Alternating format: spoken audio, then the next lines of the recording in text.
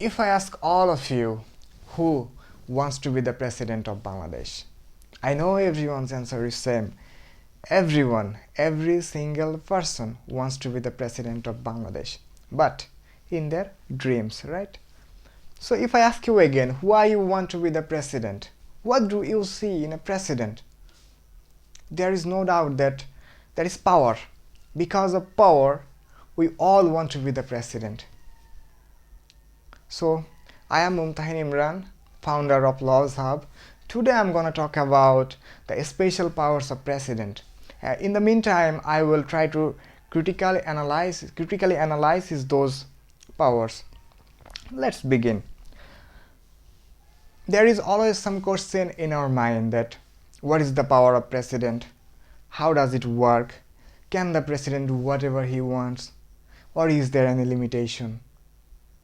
So all of these questions answer is the Constitution of Bangladesh, COB, Constitution of Bangladesh.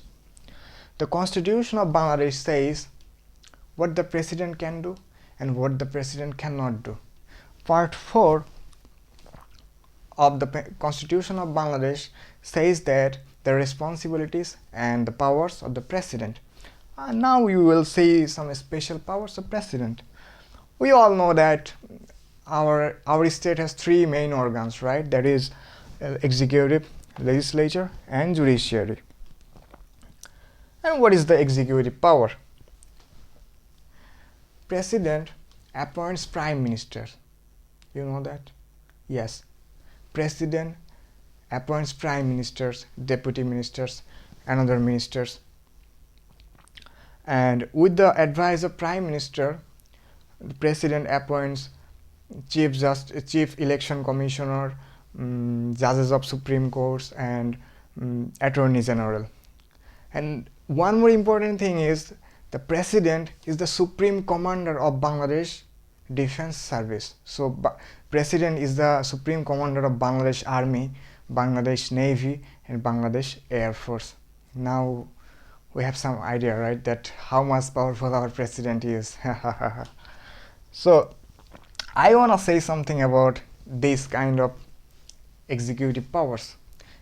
We all know that the power of our president is just nominal, right? So he cannot supervise directly all of these organs. Then what is the benefit of being head of so many executive organs if you cannot supervise them properly? It does not make any sense to me, and I don't know why we follow this system. So as a head of so many executive organs, president must oversight directly those organs, right?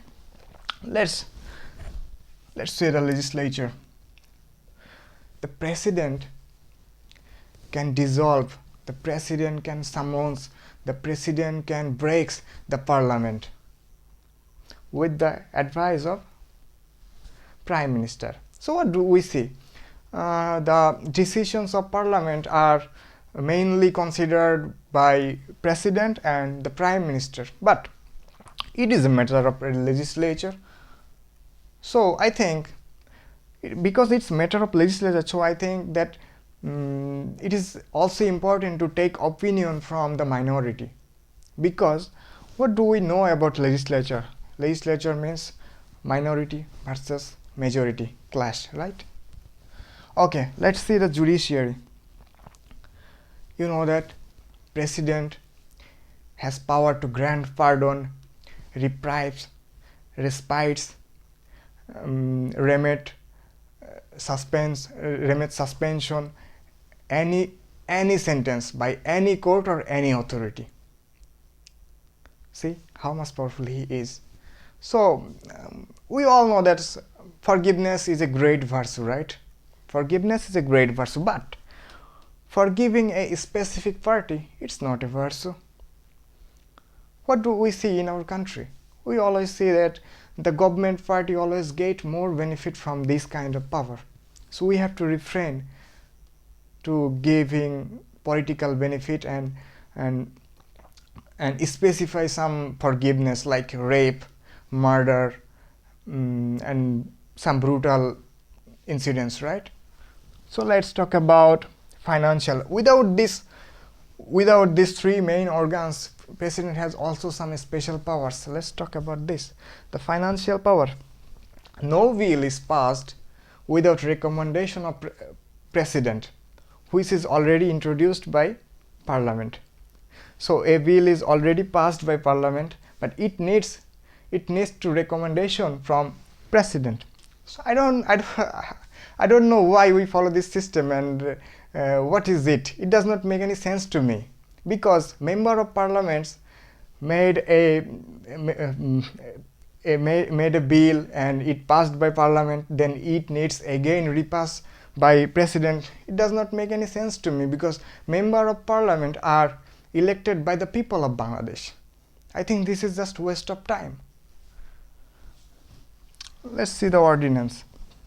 President can make ordinance when the parliament is dissolved or not in a session. I think this is quite reasonable for a country, because a timely decision of a president can bring welfare to our country, right? So I think this is quite reasonable. Declare emergency. The president can declare emergency in case of conflict, anarchy, or epidemic situations with the counter signature of prime minister. So what do we see? In a bad moment, in a crisis moment, in a epidemic situations, the president lead our country from the front. So I think this is the greatest power of the president, right? So we have to make sure that the president should take this responsibility very carefully, because we don't want to see 111 government in our country further, right? Let's talk about immunity.